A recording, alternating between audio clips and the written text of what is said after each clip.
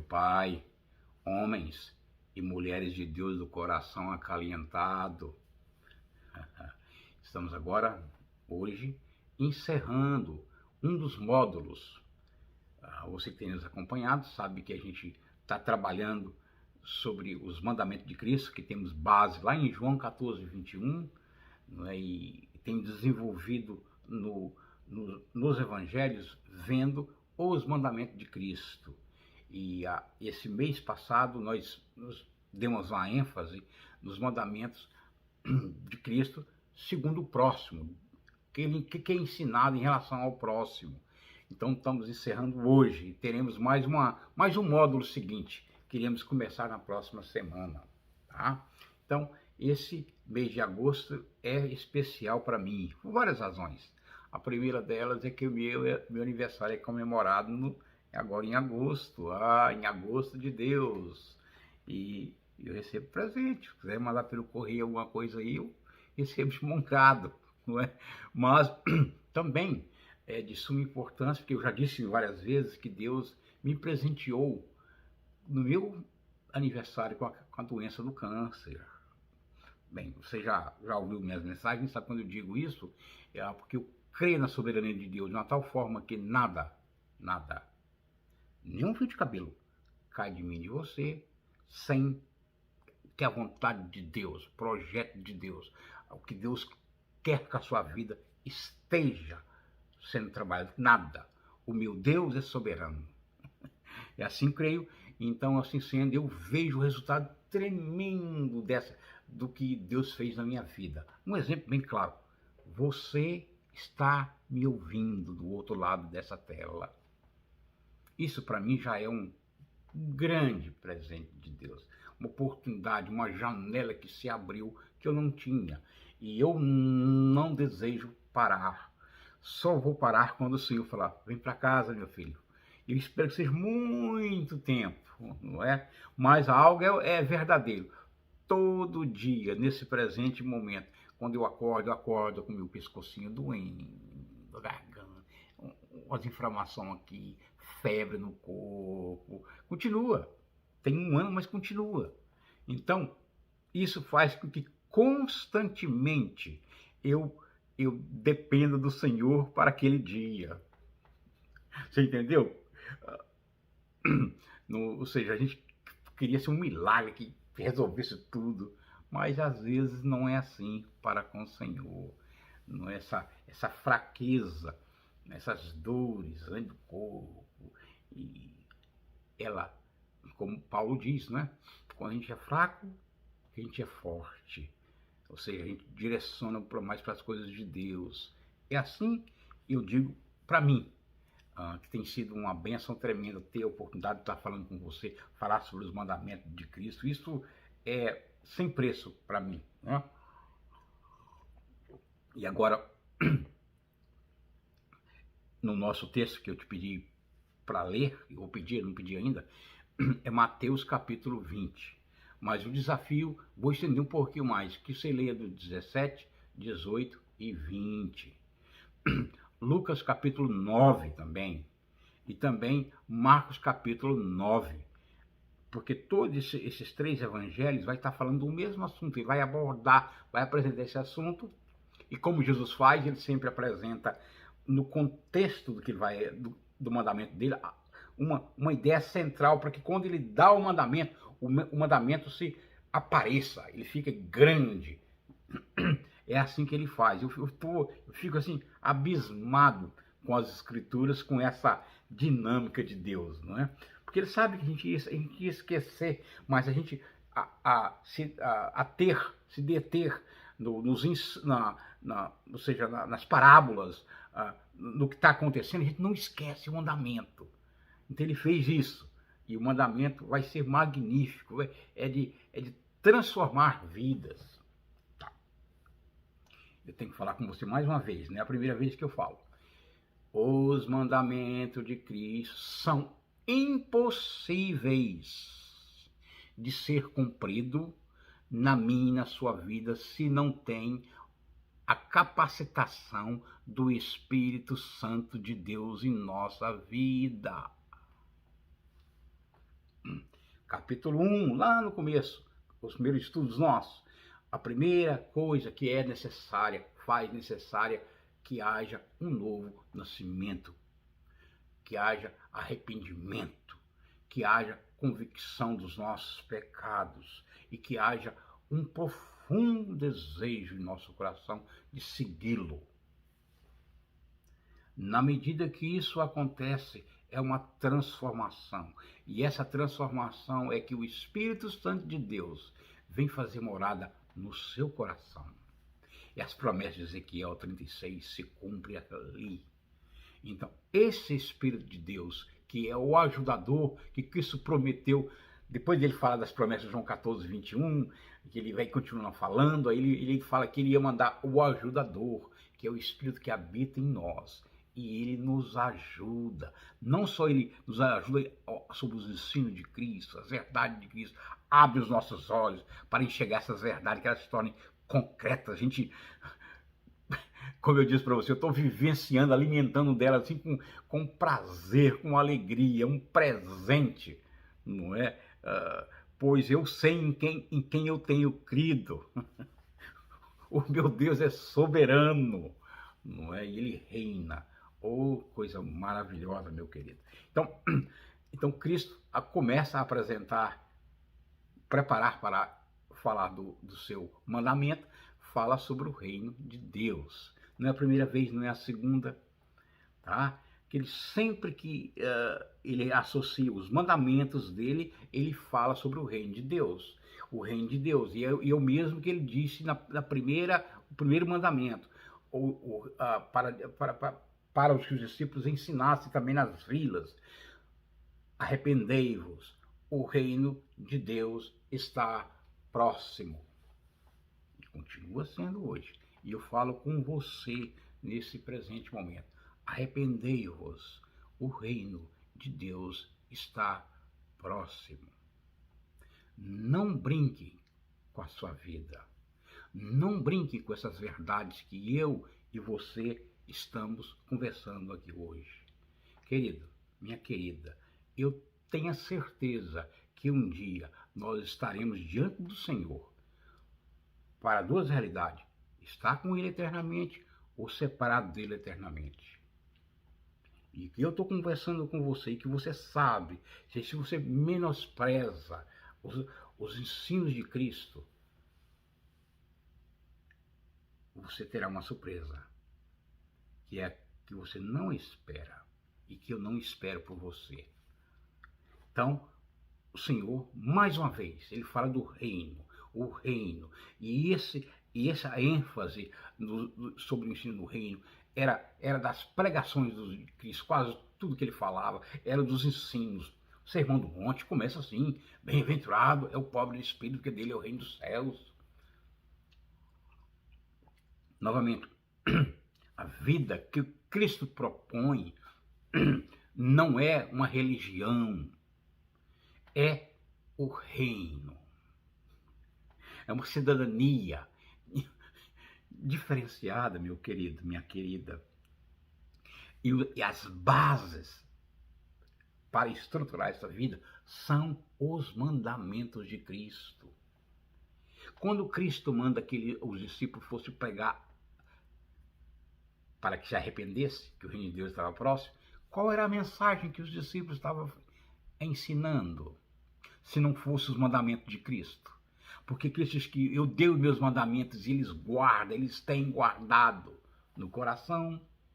Era isso que ele estava ensinando. Ele falou: você não precisa se preocupar, que na hora, exatamente isso, era essa vida no Senhor transformada, o novo nascimento, uma vida na qual Cristo passa a ser o Senhor da sua vida. Você já não domina mais. É Ele que domina. Ele que é o Senhor. Coisa magnífica, não é? E os mandamentos que nós temos visto até agora fazem isso. Ele nos inquieta, nos deixa tristes. Porque não tem como a gente, pecador como somos, amantes do mundo, e quando vem os mandamentos nos confrontam de uma forma profunda, nos inquieta, nos quebra. Você já tem sentido assim com os ensinos dos mandamentos? Eu tenho, não é? E sei que é impossível cumpri-los sem a capacitação do Espírito Santo de Deus, sem que Deus nos ajude nesse processo. Tá?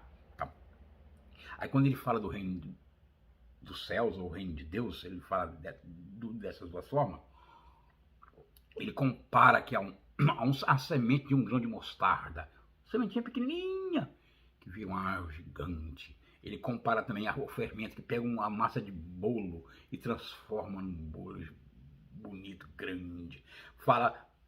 Compara um tesouro escondido que alguém descobre que tem uma pérola de alta preciosidade num terreno. A pessoa vende tudo que ele tem e larga os desejos, as ambições, não é? Não, os projetos, e tudo volta para o reino. Tudo tem que estar conectado com o reino.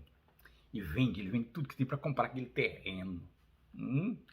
E também comparar uma vinha aqui, que é o nosso texto de Mateus, capítulo 20, que nós estamos aqui abordando, né? Que fala de um proprietário que sai para contratar pessoas para trabalhar na vinha. E aí ele encontra esses empregados em 4 horas diferentes. 9 da manhã, meio-dia, 3 da tarde e 5 da tarde. Aí ele chega no grupo e fala assim, olha, você quer trabalhar na minha vinha? Ah, eu quero. Olha, eu dou R$100, uma moeda de prata, dou R$100 para você trabalhar comigo nesse dia. Você aceita? Aceita. Aí ele vai, contrata do 9 da manhã, contrata meio-dia, 3 da tarde, 5 da tarde. Lá pelas 8 da noite, quando se encerra, aí ele começa a pagar os das 5 da tarde. Chega lá e dá 100. Aqueles das 9 horas da manhã, opa! Nós trabalhamos o dia todo nesse sol quente. E está dando o mesmo dinheiro para eles. Tem que ser menos. Como que a gente não é? Que tremendo ensinamento de Cristo. Preste atenção nisso, no que ele vai apresentar, não é? Aí já começa essa crise. E não vai ser a primeira, que vai ter uma outra crise. Também, novamente, para evidenciar o mandamento de Cristo. Não esqueça isso. É o mandamento, é um dos principais ensinos nos evangelhos. Novamente, nos evangelhos. É os mandamentos de Cristo. De suma importância. Olha aqui. Então, no versículo 12, esse grupo diz o seguinte, olha, aqueles que trabalharam apenas 1 hora, e no entanto, o Senhor lhes pagou a mesma quantia que a nós, que trabalhamos o dia todo nesse calor intenso, não aceitaram aquilo. Amigos, aí Jesus, o contratista, o dono da propriedade disse, amigos, não foi injusto? Vocês não concordou em trabalhar o dia inteiro por uma moeda de prata, pelos R$100? Sim. Então não estou sendo injusto. É o meu terreno, eu pago o que eu quero. Não é? Eu prometi a você que te dá R$100, estou dando R$100, estou dando uma moeda. E esse que trabalhou só 1 hora, eu estou dando os mesmos 100. Eu sou o dono da propriedade. Tremendo ensinamento, mas não é a nossa ênfase, eu vou dar a continuidade. Mas esteja atento, essa crise vai gerar uma pepita. E essa pepita é o mandamento de Cristo, de rico. O versículo 16 de Mateus 20. Esse é Mateus 20, como base. Mas você vai estar lendo Mateus 20, 17, 18 e 20, e Lucas 9 e Marcos 9, não é? Não se esqueça. Mas agora no Mateus 20, no versículo 16, Jesus diz o seguinte, olha que pérola. Assim, os derradeiros serão os primeiros, e os primeiros derradeiros, porque muito são chamados, mas poucos escolhidos. Difícil, né? Esse entendimento desse texto. Muitos chamados, poucos escolhidos. muitos que entendem, compreendem Cristo Jesus, que ensinamento maravilhoso, um grande homem de Deus, um profeta, ele era Deus, será como Mateus 7, 23 e 24, na qual ele chega a Jesus, né? Naquele dia, Senhor, Senhor, Senhor, Lord, né? Senhor, Senhor, fizemos isso, fizemos aquilo, o Senhor vai dizer, afaste-se de mim, eu não te conheço, porque você utilizou o meu nome como uma forma de autoglorificação, se sentiu útil, ganhar dinheiro, não é? Ou usou como um amuleto, não é? Aquele que se usa assim põe no pescoço o amuleto para simplesmente dar boa sorte. Você me usou nesse sentido. Eu não te conheço, ou seja, você nunca desenvolveu comigo um relacionamento. Olha a seriedade, assim. Lembra lá em Mateus 14, 21, que os mandamentos de Cristo, além de conhecê-lo e guardá-lo, gera verdadeiramente esse relacionamento, e esse relacionamento é verdadeiro. Deus demonstra amor para com a sua vida, e você apercebe essa dinâmica do amor de Deus para com você, e o Pai, o Filho e o Espírito Santo em você, a Trindade se revelará a você. Promessa nos mandamentos de Cristo. Então esteja atento ao mandamento que nós iremos abordar aqui hoje, que é também muito importante. Tá, vem cá. Seguindo aqui em frente,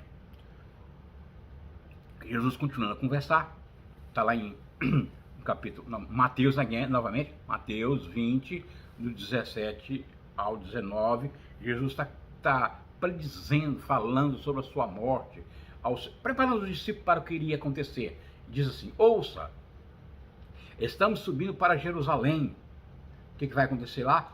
Onde o Filho do Homem será traído e entregue aos principais sacerdotes e aos mestres da lei, e eles o condenarão à morte e o entregarão aos gentios para que zombem dele e o açoitem e o crucifiquem. No terceiro dia, porém, ele ressuscitará.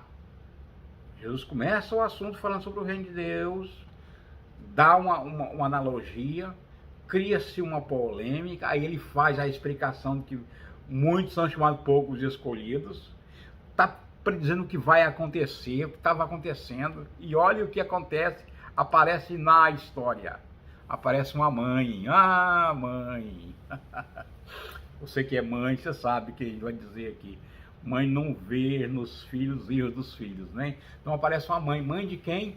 A mãe do Joãozinho e do Tiaguinho, Joãozinho e Tiaguinho, João, o apóstolo, segundo as escrituras diz, o apóstolo do amor. Ele fala sobre o amor de uma forma assim tão maravilhosa, não é? É aquele que encostou a cabecinha, encosta a cabecinha no meu ombro e chora. Então ele é esse apóstolo, o diabo do amor, mas ao mesmo tempo ele é conhecido como o filho do trovão também. Ele queria descer sobre uma cidade, o julgamento de Deus. Tenha isso em mente, que é muito importante a gente ter essas verdades, porque às vezes a gente dá ênfase nesses pontos de forma diferente, não é? Mas esse homem que tinha essas duas realidades tem uma mãe, e essa mãe vai fazer algo aqui que vai gerar mais uma polêmica. Aí Jesus apresenta o mandamento dele. Mas se você leu Marcos 9, Lucas 9, Mateus do 17 ao 20, vou pegar algumas ideias centrais e vou te mostrar, antes de apresentar o mandamento, mas o que está acontecendo. Olha aqui. Então, quando ele fala isso, antes que Samuel faz essa pergunta, esses outros capítulos vai mostrar que os discípulos tinham acabado de descer do Monte da Transfiguração. Quem foi no Monte da Transfiguração? Foi o filho da mãe, o Joãozinho, o Tiaguinho e o Pedrinho. Estavam os três lá. tem uma experiência magnífica, e ao descer, Jesus fala assim, não conte para ninguém, porque em nenhum momento. Não é? Então, mas os discípulos com certeza vendo assim, o que aconteceu lá? Conta aí, não é segredo, eu não posso contar, mas foi magnífico, você imagina que experiência magnífica que eu tive lá, mas não contaram, né? Aí um assunto surgiu entre eles. Qual é o melhor, qual é o maior entre nós? Quem vai liderar? Quem? Não é? Essa foi a questão em voga que surgiu entre eles. Qual é o maior? Qual é o maior? Ah, com certeza Joãozinho e o Tiaguinho falaram, é nós, né? Olha, tava lá com o homem lá em cima do monte, né? Chamou Pedro e minha família toda. Meu irmão, ele teve essa experiência. E a mãe do Tiaguinho e do Joãozinho, que é nossa, meu filho é. Sabe o que a mãe dele faz? A mãe dele chega, ajoelha, não, eu quero falar diante dele, no versículo 20. Eu quero falar com o Senhor. E aí você fala, olha, o Senhor, quando vir o seu reino, o Senhor vai. Já está falando, você já está falando do reino dos céus que está vindo e tá, não é? E que o Senhor está prestes a morrer e com certeza esse reino está acontecendo amanhã ou depois. O Senhor pode colocar o meu filho como ministro da educação, o ministro do tesouro ou o ministro dois cargos de suma importância, uma à direita, outra à esquerda. Olha que humildade dessa mãe, né? Pedindo a Jesus que desse aos dois filhos, os dois bichinhos dela, não é? Eles merecem.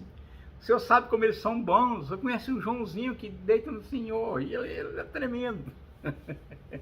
Ai, interessante. Mas na medida em que esses dois discípulos reuniram e fizeram isso, geraram mais uma crise. Qual é a crise? Está no Mateus 24, os 10 que ouviram isso, ficaram indignados com os dois irmãos. Como você pode fazer um pedido desse? E nós?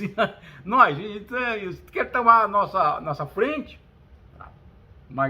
Magnífico, né? Essa crise, como a outra crise anterior, agora Jesus vai apresentar o mandamento. Esteja atento ao mandamento de Cristo. Mais um dos mandamentos. Aí ele fala assim, olha, chamou os discípulos, vem cá, deixa eu conversar com vocês. Você sabe que no mundo as coisas são assim. Bem sabeis que pelos príncipes dos gentios são estes dominados e que os grandes exercem autoridade sobre eles. Ele falou, no mundo é aquele que grita mais alto, aquele que impõe, aquele que lidera com força, né? Que mente, mas fala que não mente, que finge e ganha e projeta. É assim no mundo. Mas entre vocês tem que ser diferente. E Jesus vai utilizar 3 analogias, né, para ensiná-los. Olha aqui, ele fala aqui, olha o nosso mandamento. Não será assim entre vós. Olha o mandamento. Mas todo aquele que quiser entre vós fazer-se grande, seja vosso serviçal. Mas ainda, e qualquer que entre vós quiser ser o primeiro. Você vai, mas eu não quero ser o primeiro. Mentira. Você no seu coração há um desejo de fazer aquilo que dá resultado. Por que você a gente tá vendo essa série, nós estamos apresentando sobre os mandamentos de Cristo? Porque é aprender a amar a Cristo, desenvolver um maior amor pelo Senhor. Então, há no nosso coração esse desejo de ser útil ao Senhor, de que a nossa vida seja, a gente sejamos um vaso de bênção na mão do Senhor. Há no nosso coração isso. O mundo usa isso para ganhar, para projetar, para impor, mas ele fala, para vocês são diferentes. Esse desejo que há no coração, o desejo de ser útil para mim, para o meu reino, não é? Ele fala, quem quiser ser o primeiro, seja o vosso servo. Seja o vosso servo. Outros dizem, melhor, Tá aqui, não, desculpa. E qualquer que dele vai dizer o primeiro, seja o vosso servo. Bem como o Filho do Homem não veio para ser servido, mas para servir. É melhor servir do que ser servido. Servo. Quem quer ser servo? Aqueles que andam com o Senhor desejam crescer nesta área. Porque é a única forma de sermos úteis ao Senhor. Nos ensinamentos de Jesus, nesse contexto, lá em Mateus 18:4, Jesus pega uma criança e põe no meio deles. Olha, portanto, aquele que se tornar humilde como este é o maior do reino dos céus. Utilizou uma criança como exemplo. Ó, tá vendo a criança? Se você quer ser útil ou você quer ser grande no reino dos céus, seja como uma criança. Você já viu a criança que você vai e faz algo de falar algo que ela chore, passa uns 2, 3 minutinhos, ela esqueceu, ela tá alegrinha novamente. Não guarda mágoa, não guarda rancor, perdoa com facilidade. É simples. Seja como uma criança. Mas Jesus fala ainda mais, ó. Questiona, Senhor, tudo bem, eu quero andar com o Senhor, servi-lo, mas deixa primeiramente que meus pais morram, depois que eles morreram eu resolver essa questão, aí eu vou segui-lo. Aí Jesus disse, ó, deixa os mortos enterrar os seus mortos. Tu, porém, anuncia o reino de Deus. Você escutou isso? Tu, porém, anuncia o reino de Deus. E fala que ninguém que lança a mão do arado e olha para trás é apto para o reino de Deus.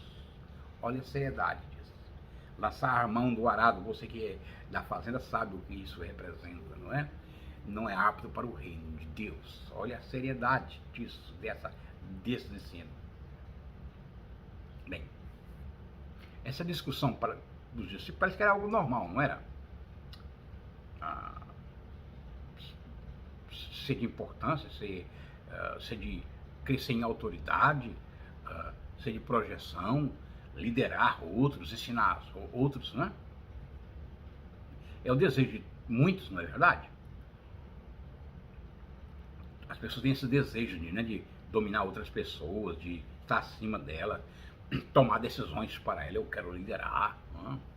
Que não é errado essa disposição, desde que haja um coração de servo, que é o que a gente está apresentando aqui, né?